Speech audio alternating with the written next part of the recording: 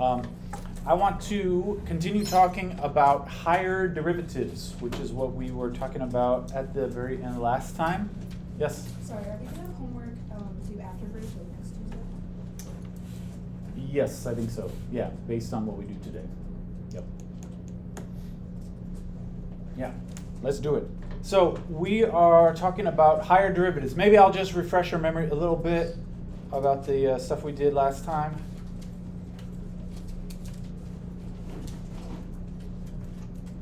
I have a new theory about my bad pen on the iPad. I think, this is my theory, I think it's because the iPad overheats and it makes the screen weird. That's my theory.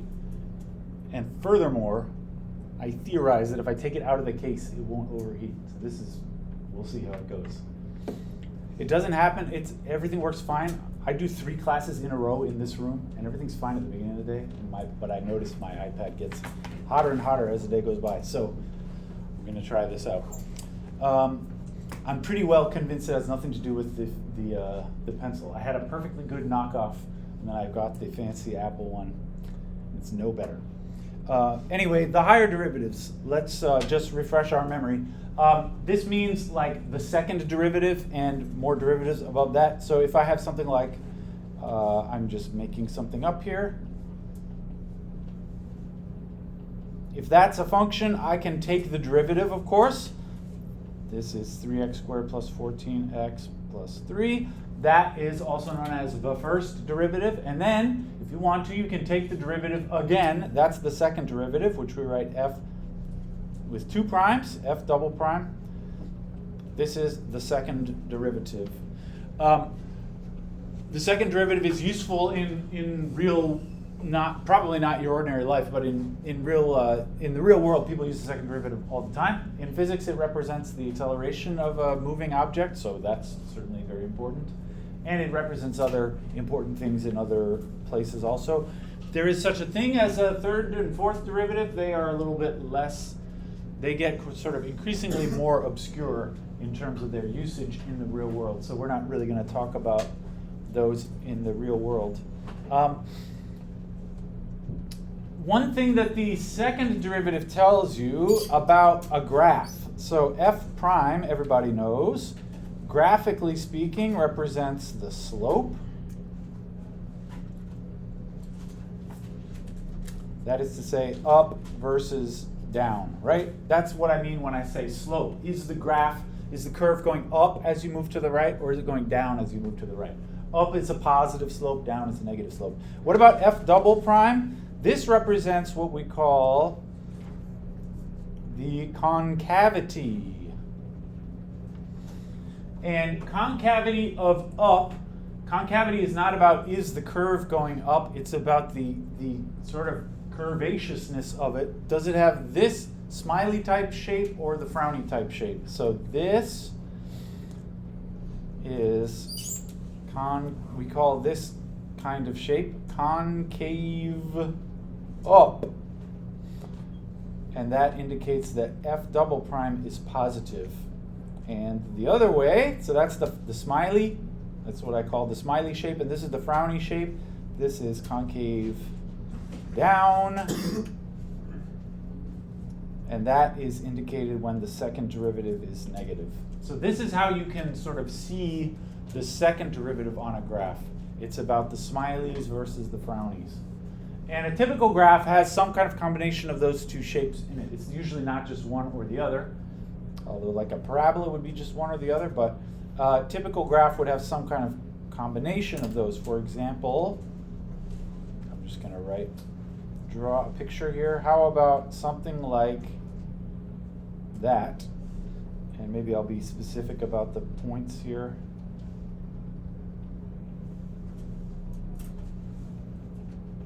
How about that? I just mark off a bunch of points here. Can you say, in terms of the x values, where is it concave up versus where is it concave down? Really what I want is give me intervals of x values.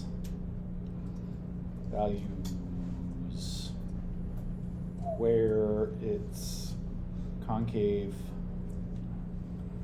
up versus down. So this looks like the same as like where is it increasing or decreasing, but it's a different question. Increasing or decreasing is different from smiley versus frowny. This is what I'm asking about here. Smiley versus frowny. There are some smiley regions and some frowny regions. I would say right in the middle, I see this kind of smiley part, right? So that's an up portion. But then the rest of it on the two other ends are kind of frowny parts, right? There's this part. So I would say this part in the middle is like an up, but this part is like a down. It's all about the smiley versus the frowny. And maybe this part here is also down, right? Notice these regions I'm indicating, they go over the top of the heap here, right? The down portion doesn't end at the top. It actually sort of stretches beyond the top because it's any part that has this frowny type shape rather than the smiley shape. So in this case, to specifically answer, like I said, this question, give me intervals of x values, I would say it's up on the interval in the middle there, which I guess the up part I would say goes up to like to there. I'm trying to mark off where it switches from the up to down. I would say the up portion is like from 1 to 2, 3, 4, that's 1 to 5, and then the down part is everywhere else. Minus infinity 1 and 5 to infinity, something like that, right? These are intervals where the function is concave up versus concave down. One last thing, all of this is kind of reviewed. I'm going over what we said last time just because I know it was a long time ago. One more thing to say is these points, there's a special name for these 2 points. These points are where it switches from being down to up or up to down. Those are called inflection points. So in this example, there's 2 of them. These are called inflection points. That means where it switches down versus up. All right? It switches from down to up at those points. Those are called the inflection points. This, I think, is all that we talked about last time. I hope that this still seems familiar a little bit. What I would like to do this time is answer the same type of question, give me intervals of x values where it's concave up versus down, but without looking at the picture. Can you do this by just looking at equations? This is always fairly easy if you can see the picture, but what about using equations? Can we answer the same type of question? The answer is yes. I got an example here. Let's try f of x equal x to the 4 minus 8x cubed plus 18x squared. And your job, give intervals where it's concave up versus down. Right? This is, the strategy here is basically the same as the increasing, decreasing thing. We've done this several times, and you did it on the test. Give me intervals where it's increasing and decreasing.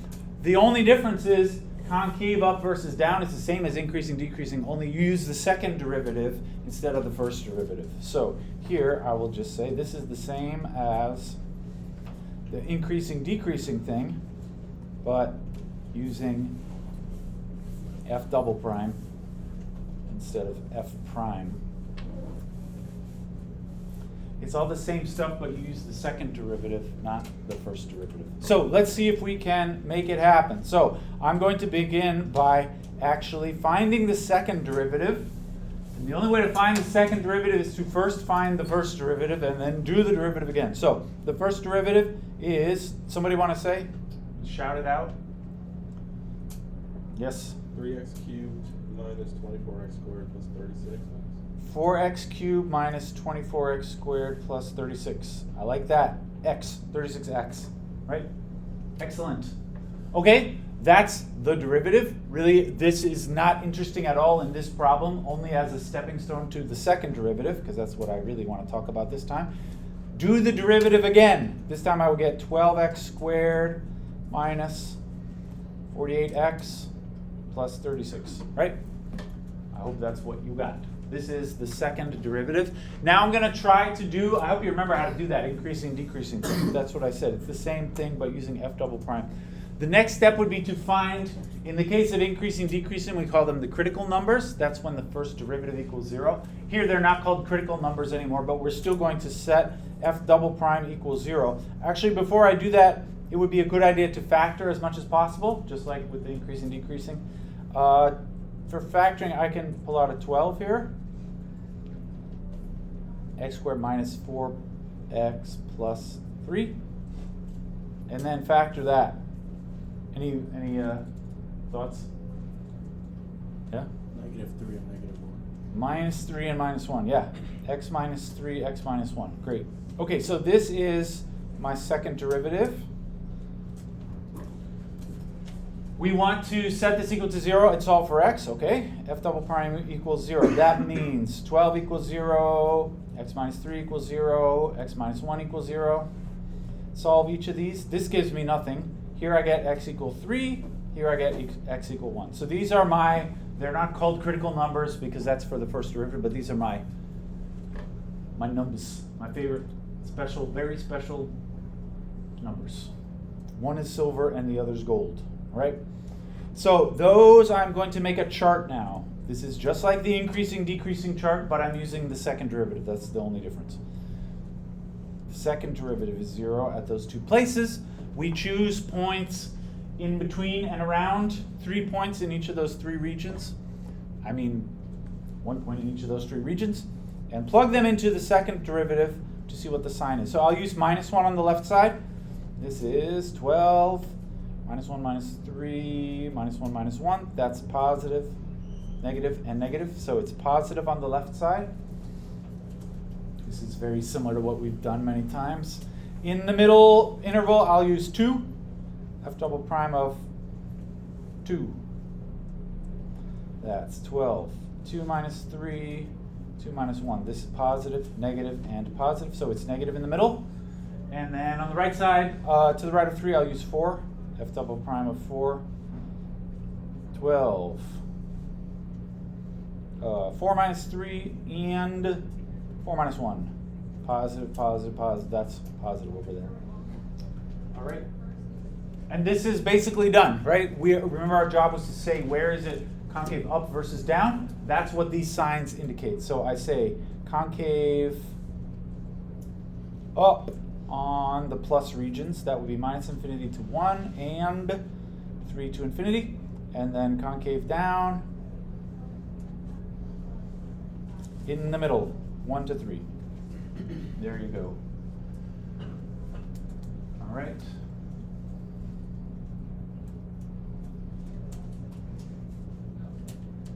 All right. I hope this seems fairly straightforward. It's really just the same as the increasing, decreasing thing. And I think I will, usually I have you guys try one, but I have more that I wanted to do today, so maybe I'll just leave it at that. You'll have some practice with this on the homework, but like I said, it's the same as the increasing, decreasing. It's just using the second derivative instead of the first. All right. What I would like to discuss today for the next little bit is what we call, I know you've been waiting for this for a couple weeks, the second derivative test. Everybody knows the first derivative test? And I said at that time, the first derivative test, that there is such a thing as the second derivative test. And we're living it today, the second derivative test. I will just refresh our memory. The first derivative test was used to tell the difference between a relative maximum and a relative minimum. Remember, those are points. This is for identifying, well, I meant to say, sorry. Can I just say before I say that word? This is an alternative method. It does the same thing as the first derivative test. It's just a different way of doing it. An alternative method for telling which point is a relative minimum or maximum. All right, this is the purpose of the second derivative test. And maybe I'll just briefly refresh your memory. The first derivative test, this one involved doing this chart of signs, the increasing, decreasing, and if it goes plus to minus, for example, and let's say this point was like, I don't know, -1, 2, and 5, right? And the derivatives down here, you do that increasing, decreasing chart, and the first derivative test says, if I'm looking at -1, for example, if it's plus and then minus, that means it increases up and then goes back down, which means this point is a maximum. So the first derivative test says plus to minus means maximum, minus to plus means minimum. All right? That is the first derivative test. It is telling the difference between a maximum and a minimum by using the first derivative. Now, there is, as I said, you can see it at the top there, there is an alternative method for telling which is minimum versus a maximum that uses the second derivative, and that's what the second derivative test is. And I will just say the second derivative test, some people like this better than the first. To me, it's sometimes better, it's sometimes worse. It just depends, sort of a situational kind of thing. The first derivative test avoids the increasing, decreasing chart. So in that sense, it's easier. You don't have to make that chart, which is sometimes a pain to make. The second derivative test avoids the increasing, decreasing chart, but instead uses the second derivative naturally. All right? And this is sometimes a pain. So there are certain functions where it's a real pain to find the second derivative. In that case, you wouldn't want to use the second derivative test. But for functions where it's a pain to do that chart, but it's easy to find the second derivative, then you might consider doing the second derivative test. So it's a different way of doing the same thing. It has its own kind of pros and cons. But the basic idea, I'll write down a sort of a step-by-step in a moment. But the basic idea is if f double prime is positive, then that means the shape of this thing, it looks like the smiley, right? And so if we're talking about some point, is that a maximum or a minimum? The answer is it's a minimum. If the second derivative is positive, it means the curve has a smiley shape, which means the point you're talking about must be a minimum. It can't be a maximum. That'd be the other way around. So if the second derivative is positive, it looks like that. And so our point is a minimum, all right? And if it's the other way around, it must be a maximum. This is the second derivative test. If f double prime is less than 0, that means it looks like the frowny, which means that point is actually at the top of the heap, so it is a minimum. A maximum, sorry, I said it wrong. Our point is a maximum. All right, so if the second derivative is positive, you're looking at a minimum. If the second derivative is negative, you're looking at a maximum. This might seem somehow backwards, but that's the way it goes. All right. I thought maybe we'd just do a specific example. You'll see how this works, and then afterwards I'll sort of summarize with some step-by-step, but it's not so complicated. All right. The idea is just you use the second derivative to tell you for each of those points if it's a max or a minimum. All right, so let's try. How about this function? F of x is 1/3 x cubed minus 3x squared minus 7x plus 2. This one was actually on the test. You did the increasing, decreasing thing for this function. All right. Anyway, your job here is to find and identify the relative extrema. By identify, I mean you should say for each one, is it a minimum or a maximum? And, just because this is what we're talking about, using the second derivative test. Right? Remember, this is a procedure which does the same thing as the first derivative test. So if I didn't say that part, it would sort of be up to you to decide. Should I do it with the first derivative or with the second derivative? They're two different procedures. All right? Anyway, I'm telling you to do the second derivative test here. So we should begin, first of all, the second derivative test only tells you if it's a minimum or a maximum. when it comes to deciding like what those points even are, is it like x equals 3 or whatever? For that, you still use the critical numbers. So we use the critical numbers first. And this can be a little confusing because the critical numbers, those are points when the first derivative is 0. So when you're doing, even though it's called the second derivative test, you have to use the first derivative and the second derivative in different parts of it. So we use the critical numbers first. Of course, this means f prime equals 0, not f double prime, but f prime. You got to keep it straight which derivative you're talking about in each different step. Anyway, the critical numbers. Okay, so I'm going to first find the first derivative. Take the derivative of that thing at the top there. The 3 times 1/3 is 1, so this just ends up being x squared minus 6x minus 7. I think that's the first derivative. And then, as always, I'm going to factor this because that's how I roll. X minus 7x plus 1, I believe. All right. And then the critical numbers means you set that equal to 0 and solve for x. All right. So f prime equals 0 means x minus 7 equals 0, x plus 1 equals 0. My critical numbers are x equals 7, x equals minus 1. All right. So in my final answer, those actually are the numbers that appear in the answer. I'm going to say something like x equals 7 is a maximum or x equals 7 is a minimum. All that's left is to tell which is which one is a maximum or a minimum.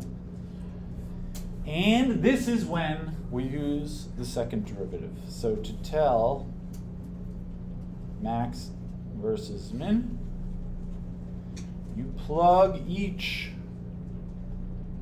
into f double prime.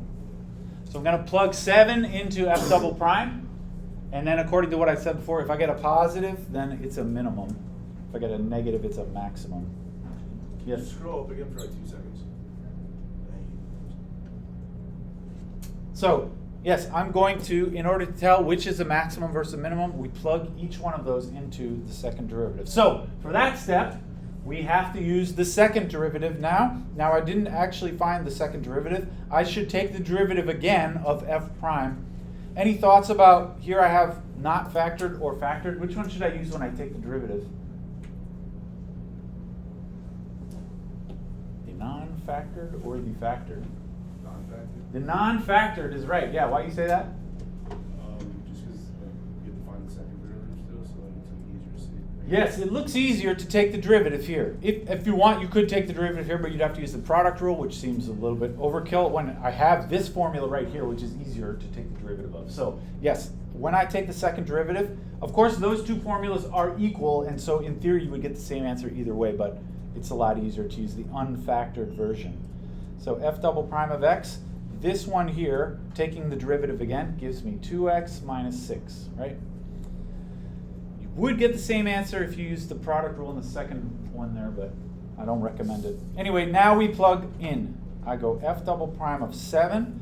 This is 2 times 7 minus 6. That's 14 minus 6, which is 8. This is positive. And so x equals 7 is a relative min. All right, remember the rule is positive means smiley shape, which means your point is at the bottom, so it's a minimum. All right. And then I'll do the same thing for the other one, right? X equals -1 is my other point. So I go f double prime of -1, 2 times -1 minus 6. That's -2 minus 6, which is -8. This is negative. So x equals -1 is a relative maximum. Negative means it has the frowny shape, which means my point is at the top. So it's a relative maximum. And that's how we do the second derivative test. All right, maybe I'll just summarize the steps here, and then I've got one for you all to try. So this is my summary of the second derivative test. All right, so first you find it can be a little confusing. You got to keep straight which of the derivatives you're working with. You find f prime and then get the critical numbers. right? You do this by setting f prime equals 0. That is the first derivative in this step. You're using the first derivative, all right? You get the critical numbers. In our case, they were 7 and -1. And then plug each of them into the second derivative. So I'll say, first of all, you have to find the second derivative and then plug in each critical number, right? And then you judge based on the outcome if it's a minimum or a maximum. And the rule is, if f double prime is positive, then it's a relative min. Positive means smiley shaped, which means your point is at the bottom, so it's a minimum. And other way around, if f double prime is negative, it's a relative max. Negative means the frowny shape, which means your point is at the top.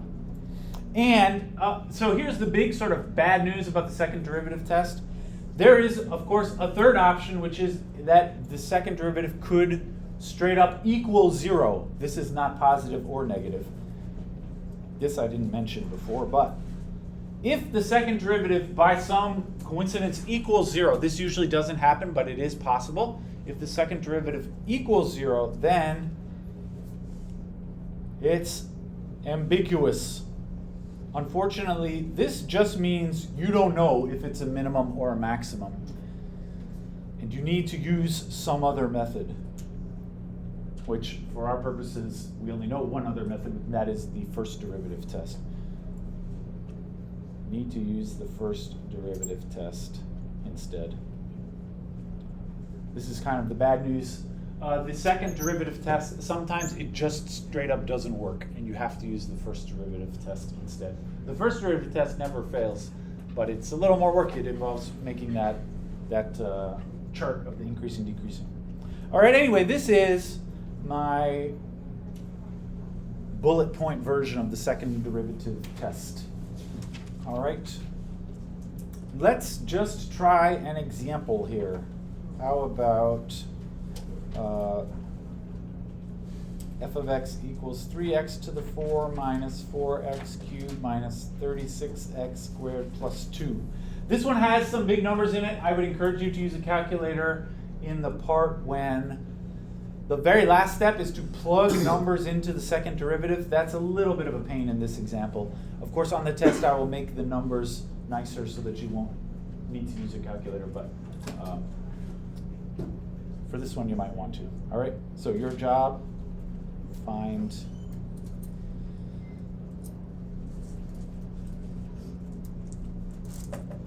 and identify the relative extrema.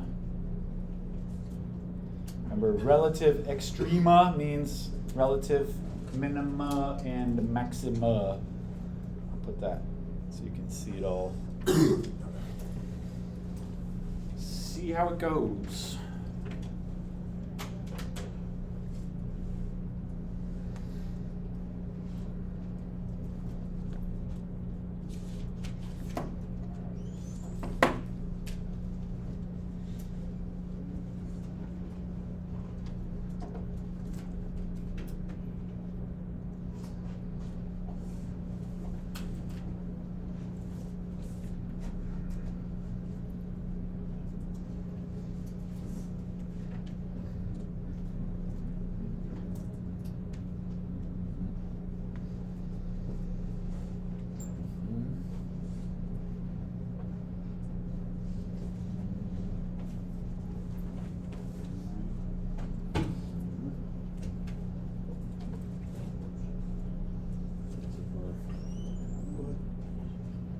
I would say first of all,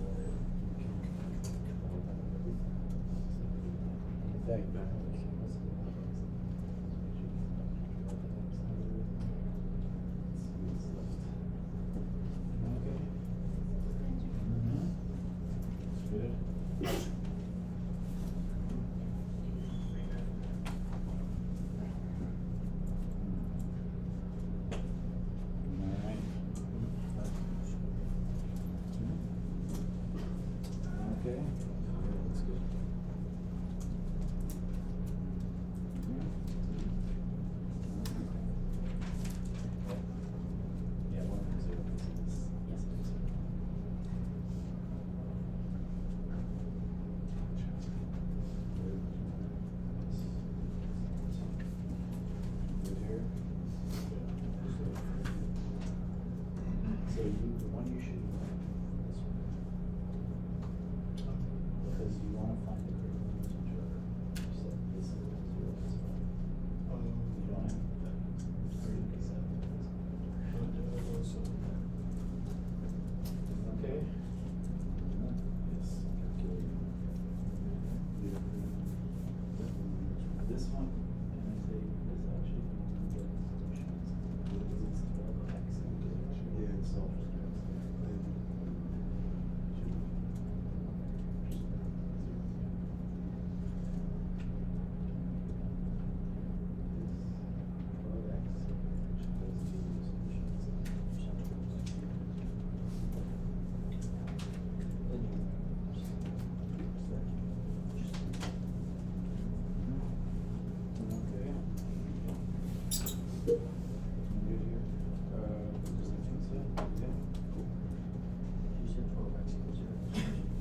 Yes, that also be good, yeah.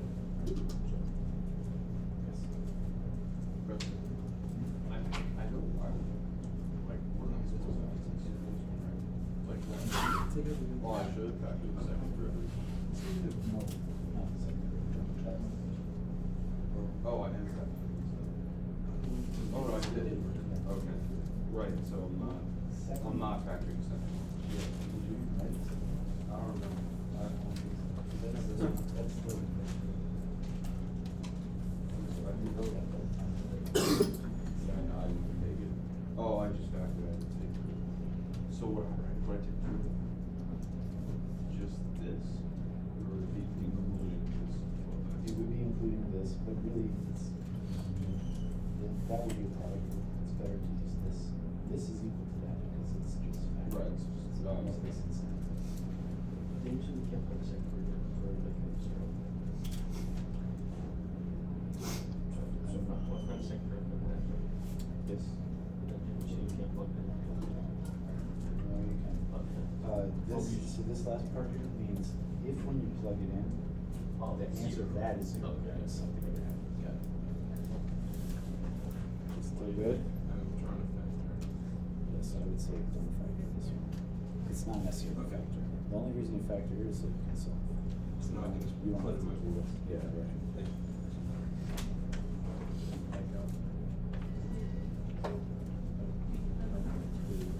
Yeah.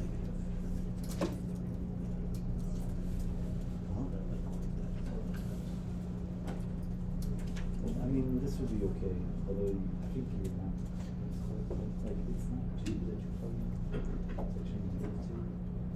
Because you should, the reason we did this factor is so that you can solve for x here, you would set this equal to 0. And then when you solve it, it ends up being negative. But I would, like, anyway, for here, this was 2, so I would have said 2 is 1 to the next, that's all, but it's not. And also, there's a third, 0 is also. Because this part, 12x, would also be set equal to 0, right? Still alright here? Yeah, I'm assuming there's. Okay. Still doing okay? Yeah. I would say don't bother.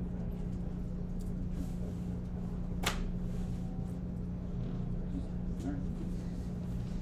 Okay. Doing okay here? Yeah, okay. That's alright. I don't remember. Looks like you're doing okay. All right, maybe we can chat about this one. It looks like people are doing fine. So you begin with the first derivative to find the critical numbers, f prime of x. So doing the derivative, I got 12x cubed minus 12x squared minus 72x, like so. And then I'm going to try and factor this because I have to solve for x here. Set equal to 0 and solve for x. So I can factor out 12x. And then what remains is x squared minus x minus 6, like that. Right? And then that little guy can factor again. So this will say 12x, and then x minus 3, and x plus 2. Pretty much everybody made it that far at least. Now we should continue by setting this equal to 0 and solving for x. So I go, all of that equals 0 means it breaks up as usual. 12x equals 0, x minus 3 equals 0, x plus 2 equals 0. This time the 12x equals 0 actually does give me a solution. Often it says something like 12 equals 0. That gives me no solution. But 12x, I can solve for x here. I divide by 12 and I get x equals 0. Here x equals 3. Here x equals minus 2. And so those are my three critical numbers. And we're going to plug each of those into the second derivative. So the second derivative, I didn't do the second derivative yet, but it involves taking the derivative again of this. Now all three of these are equal, so it's your choice which one you want to use when you take the derivative again. You should use the first one though, because these other ones would require the product rule. So starting from this guy here, but taking the derivative of that, it'll now say 36x squared minus 24x minus 72, right? That's the second derivative. As I was going around, I saw a lot of people sort of puzzled with this, trying to factor this. It's actually not necessary to factor this, and not even especially possible. Actually, I don't know if it's possible. I mean, you could factor 12 out and end up with this, but beyond that, that's a 6, right? Beyond that, it's not clear what to do with that. But anyway, it doesn't matter, because you're not trying to solve for x in this one. All you have to do with that is plug numbers into it. And since you're using a calculator, it really doesn't matter. So anyway, we are now going to plug in 0, whatever those three numbers were, 3 and negative 2. So f double prime of 0. Now here's where you can get out your calculator, although for this one it's not really necessary. Right? It's that, which is negative 72. I can do that because it's a bunch of zeros. So this one being negative, it means that this point is, so x equals 0 is a relative maximum, right? Negative means the frowny shape, which means your point is a maximum. I hope that's what you all got when you were doing this. Plug in the other two. So these ones you probably will want to use your calculator. When I do f double prime of 3, if I plug it into this like slightly factored one here, it would be 12 times 3 squared minus 2 times 3 minus 6. This, I'm sure you could work this out on your own if you really wanted to. But when I did this at a time, I decided that this was positive, some big positive number, right? And so that means f double prime of 3, no. So the way I would say this is x equals 3 is a relative minimum. All right, and just to be clear, this positive, this is a calculator step, right? You can't tell easily just by looking at it that that's going to be positive. All right, and then finally, the last part, I go f double prime of the other number, negative 2. This I worked out and determined that it was also positive. So x equals minus 2 is also a relative minimum. That's how I feel. Anybody agree or disagree? I hope you agree. This is the second derivative test. Not so tricky, although it is, I mean, it's easy to get yourself confused between the first derivative and the second derivative. You're using both of them in different parts of the problem, which can be a little confusing. All right, great. We have about a half hour remaining, 35 minutes. That's enough time, I think, to get started on the next section. This is actually sort of, I don't know if you feel like we've been talking about kind of the same thing for the past several weeks. The increasing, decreasing, the relative min, relative max, the concave up, concave down. These are all very similar concepts based on looking at the signs of the derivative and the second derivative. One last thing in this general theme, and then we'll move on to something completely different. I want to talk about curve sketching. This is number something on the checklist. What number is it? Does anybody care? I have it right here. Number 23 on the checklist. By the way, if you have lost your checklist or something, I'm happy to give you another one, or you can print one out from the website. The PDF is there. Anyway, curve sketching. All right, it turns out we can use all this business, all this stuff about increasing, decreasing, or concave up, concave down, whatever. We can use all this stuff to sketch the graph of any function. This, I think, is kind of satisfying to be able to do. Sketch the graph of any function. I'm sure everybody knows how to graph a line, and some people in high school learn about graphing parabolas, but this business, you can use calculus basically to draw the graph of anything. By anything, I mean any function that you are capable of finding derivatives of. For example, if you just look at the example that we just did, right? This stuff here, this was the final answer, right? If all I told you is this, actually using this information, you can pretty well draw a graph of this function, right? It has a certain point is a minimum and certain maximum. Like this function here, I can say this is not perfectly accurate, but this thing here must look like what I'm about to draw over here. X equals 0 is a relative maximum. That means wherever this point is, where x equals 0 is kind of a top of the hill, right? And then what else? X equals 3 is a minimum. So if I put 3 over here and -2 back there, x equals 3 is a minimum. That means it's sort of at the top here, and then it goes down to the bottom of the hill over here. So it looks something like this, and then goes back up, right?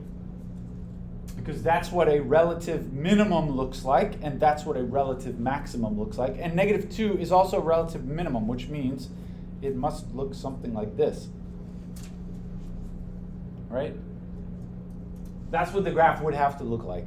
Now, the only thing that's a little inaccurate about this, or non-specific about this, is the vertical positioning. Actually, I just randomly put this point, x equals 0, I put the y value there at like y equals 4 maybe, just out of nowhere. So that was totally made up. But the rest of it, actually, this general shape, you don't know really where it is situated vertically speaking, but the general shape of it is actually going to be quite accurate. So here, I would say this is mostly right, but the y values are made up, right? I just at random put this point up here rather than down here, and there was no reason for that. I just made that up. But generally speaking, the shape of this curve is correct, and you can check this by graphing this function on your graphing calculator if you like. But anyway, I want to talk in detail about how you would do this in a more accurate way. Here I just made up parts of it. So let's try and do this more accurately. So more carefully. Here's my suggestion for sketching the graph of something. I would say make the increasing decreasing chart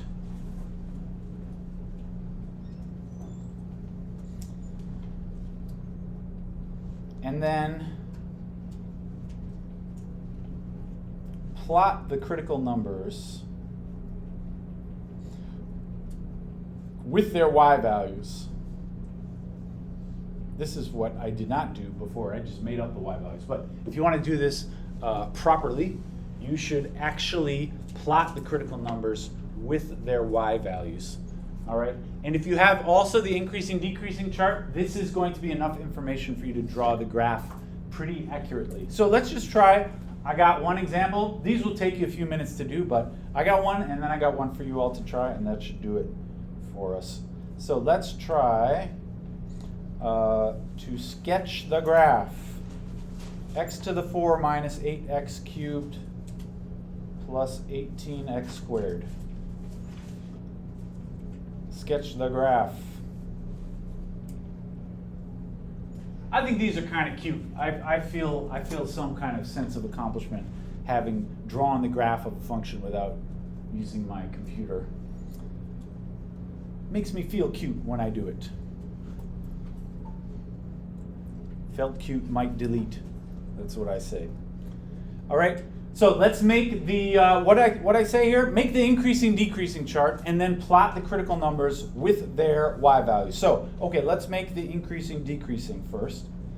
By the way, this process does not involve the second derivative. Everything that I said there can be done with just the first derivative. The increasing, decreasing, and the critical numbers. Those are all about the first derivative. So we should begin by finding the first derivative. It is 4x cubed minus 24x squared plus 36x, right? As usual, I want to factor this so that I can solve for the critical number. So I'm going to factor out 4, and also we can factor x out of this whole thing. So let's factor 4x in the front. And then what's left? X squared minus 6x plus 9, I believe. Right? Anybody out there, can you factor what remains? What's that part going to be? Yeah? -3 and -3. -3 and -3, yes. I can always count on you to factor. So it's like that, right? X minus 3 squared, if you prefer. Grouping them together. Okay, this is the first derivative in its factored form. F prime of x, all right? Now, I want the critical numbers, which means I'm going to set that equal to 0 and solve for x, okay? F prime equals 0 looks like 4x equals 0 and x minus 3 squared equals 0, right? This is what happens when you set that equal to 0. I hope everybody's okay with this. We've done this so many times. Solve the first one, I get x equals 0. Solve the second one, I get x equals 3. So these are my critical numbers. All right? And now we are going to make the increasing decreasing. All right? So that would be, I make my sort of line like this, right? This is the increasing decreasing. F prime is 0 at both of those. So we need to plug in something on the left. I'll use -1. So f prime of -1, that would be 4 times -1 times -1 minus 3 squared. This is positive and a negative and a positive. Remember, anything squared is positive, so that square part will always end up being positive. So negative on the left side. In the middle, I'll use 1. F prime of 1 is 4 times 1 times 1 minus 3 squared. Positive, positive, positive. Positive in the middle. And on the right side, I'll use 4. F prime of 4, that's 4 times 4 times 4 minus 3 squared. Again, these are all positive, positive over there. All right, this is a rare situation when the signs do not alternate. They don't always alternate. Here I have minus, plus, plus. All right? Okay, we're sort of like halfway done with this one. I said my strategy here, make the increasing decreasing, I just did that, and plot the critical numbers with their y values. So I know the critical number x values are 0 and 3. Let's find the y values. Anyone want to suggest, how do we find the y values for x equals 0 and x equals 3? This we haven't ever wanted to know the y values before, but it's not an idea. You set the factored equation to the number, like to equal it, and then you solve for it. No, it's actually easier than that. He said set something equal to this number and solve for x. It's easier than that. Because that would tell me, if I use this formula, that represents the slope. It would tell me like for which x is the slope equal to 3, which is not what I want. I want the y value. Perhaps you're familiar with the expression y equals f of x. Like the y value is given by the function itself. That's what this function means. It is describing the y values for each x. So this original function, you got to be a little careful about this. This is the function used for the y values. The original function, not the derivative. Certainly not the factored version of the derivative. You use the original function, the OG, if you will. We plug into F, the original F, not the derivative, not anything else. All right, so I go f of 0. This is my original function. Now, this step is a pain sometimes, and you might want to use a calculator when you're doing this one. Actually, plugging in 0 here is no problem. It's 0, 0 to the 4 minus 8 times 0 to the 3 plus 18 times 0 squared. That's 0. Okay, I can handle that. So this point is x equals 0, y equals 0. All right. The other one is a more of a pain to calculate. This is f of 3, which I plug in. I get 3 to the 4 minus 8 times 3 cubed plus 18 times 3 squared. This I did in my calculator, and I got 27. All right.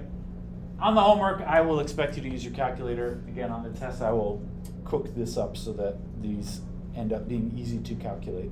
But anyway, this one is x equal 3, y equal 27. All right?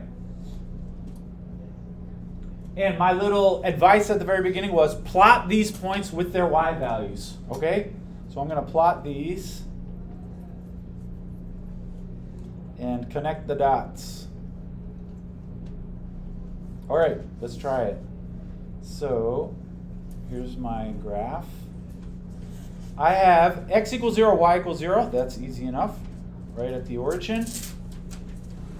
And then x equals 3, y equals 27. So I'm going to go 1, 2, 3, and then just say up to 27 there. I don't recommend making 27 little bitty marks. All right, that's my 2 points. The axes are not to scale. And when I plot these 2 points, just to remind myself, those are critical numbers, which means the slope is 0 at each of these 2 points. I'm gonna just to keep that in mind, I'm gonna put little horizontal lines through them. I don't know if you can even see that, but what that means, this is my way of reminding myself. When I eventually draw the curve, I said I'm going to connect the dots, right? But when you draw the curve through here, it has to be going horizontally when it hits that point. It can't be going at some kind of weird angle. Yeah? Is the slope always 0 at the critical numbers? Yes, the slope is 0 at the critical numbers. That's because how you found the critical numbers was by setting the derivative equal to 0, and that's the slope. So, yeah. That's kind of the whole point of the critical numbers. All right? Anyway, the very last step, connect the dots. How do we connect the dots? There are correct ways and incorrect ways. For instance, these 2 points, could I just connect the dots like that and say this is what it looks like? I see some nodding, shaking of the heads. I mean, certainly this function is x to the 4 plus whatever. It's not going to make a straight line, so that can't be right. I would say more specifically, I know it's not right because what I just said a moment ago was this curve, when it goes through this point, it should be going horizontally. It should not be cutting through at an angle at the critical number. So it's not that. In fact, I can say it's not exactly clear for the entire picture, but at least between those 2 points, of course, it has to go from this one up to this one. And it has to be moving horizontally through each of those points. There's only really one thing that it could do in between those 2 points. And you have to draw this. I don't care if you're a brilliant artist, but you should make this appropriately sort of curvaceous here, right? It is not a straight line connecting these points. It has to be moving horizontally when it goes through each of them. So it should have this sort of S-type shape in between those 2 points. All right, not just a straight line from one up to the other. Okay, now what about the rest of the picture? So for instance, to the right of this point, I have basically 2 options. It could go up, continue going up, or it could go back down, all right? And actually those are the only 2 options. You might think, I don't know, if you're feeling silly, maybe it does like that or something. It has some kind of wiggly ups and downs. This cannot be the case because we already found all the critical numbers, and if it really did that, then there would be more critical numbers at all the tops and the bottoms, but there's not. So what it does on the right either just continues going up or it goes back down. And which one is it? We know based on the increasing, decreasing, which we already did right here, right? To the right of the 3, it is increasing. that means between these two options, which one is it? The up or the down? It's the up, right? Because we already did the increasing, decreasing thing. To the right of 3, it increases. So the one in the middle you can just fill in because it could only go that way. But this one is because the function is increasing at that point. All right? And then what about the left side of the picture? Again, there are two options. It could go up here or down here. And how do you know? It is based on the increasing, decreasing. So when I look at the increasing, decreasing, it is decreasing. Which one is that? The one on the top or on the bottom? This could be a little confusing. The one, you want the one which is decreasing. That's the one on the top. Because when I say decreasing, I always mean as you move left to right, it is going down. That's this one. All right, so the left side of the picture does that. And this is my final answer. This is decreasing. All right, and of course the middle is also increasing, although you really didn't need to know the chart for that because it has to go up to get from one point to the other. All right, this is how we do the curve sketching. I got one like that for you all to try, and then we can all get out of here. I don't have any questions. I don't have any classes tomorrow, so it's break time for me. Maybe that's true for you also. Can I just give us a little summary in a box just so that you have this in your notes? So this is the procedure for curve sketching.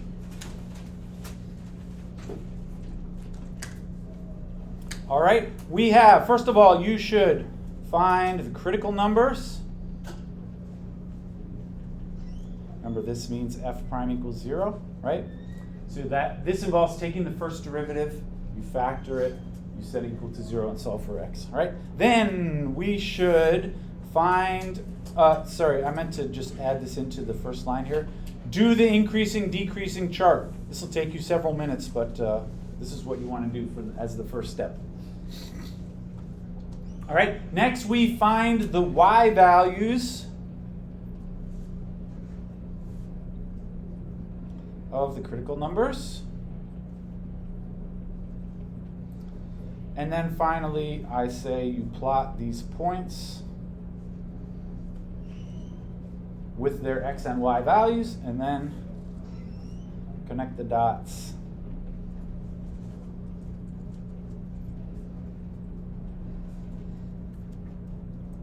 According to the increasing, decreasing. That will tell you which direction the curve should go at various ports of the picture. All right, this is the curve sketching procedure. These ones will take you several minutes to work out, but that's how we do it. Anyway, let's try.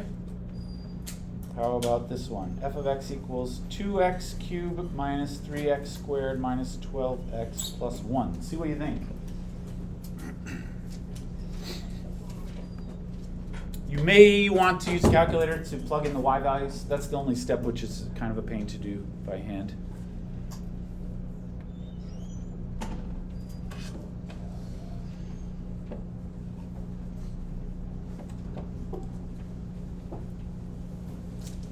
I'm convinced about my overheating theory. It seems to be working perfectly. I'm pleased.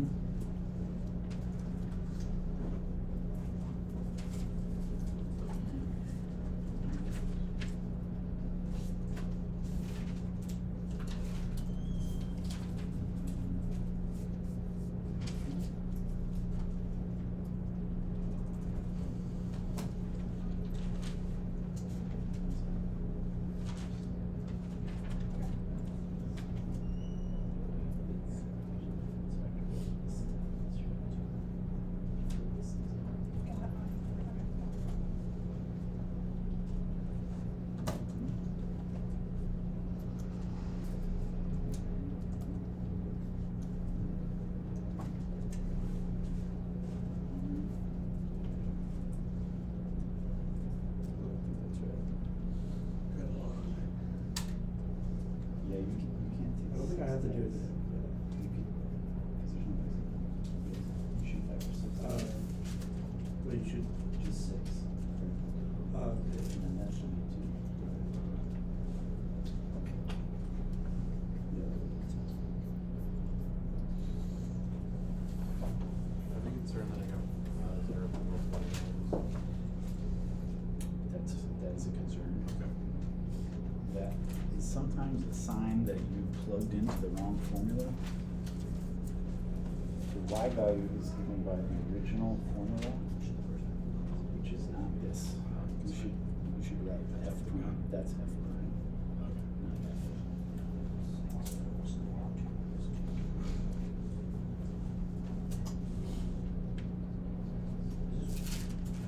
It sounds correct.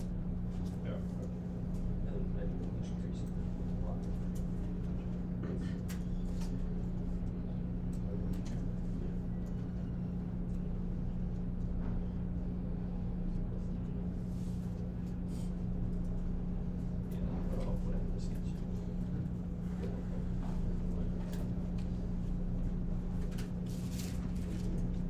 So far.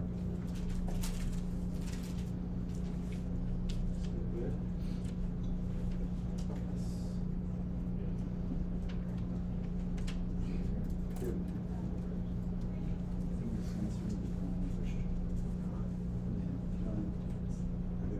This is like the second year. Oh, yeah. So you did, this wasn't so you should have done this one. You should do So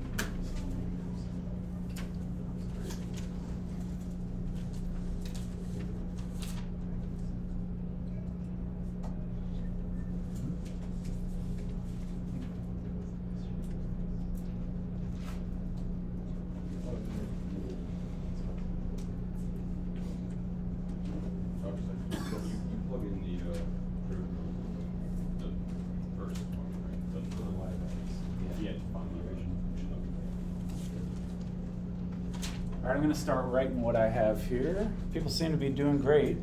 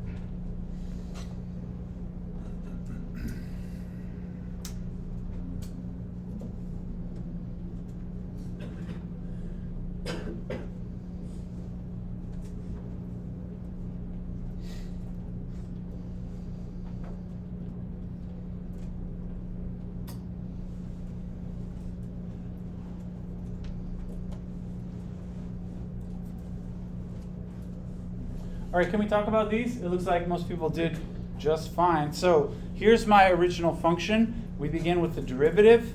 You factor, you find the critical numbers, and then you make this increasing and decreasing chart. And I hope you got plus, minus, plus. That's what I got. My numbers were -1 and 2.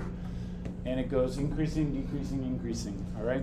Actually, you could. I mean, even at this point, you can tell basically what the shape of this function is. It goes up and then down and then up again, right? So some people like to kind of draw a little scribble here: increasing, decreasing, increasing. Anyway, so to make it official, we should find the y values.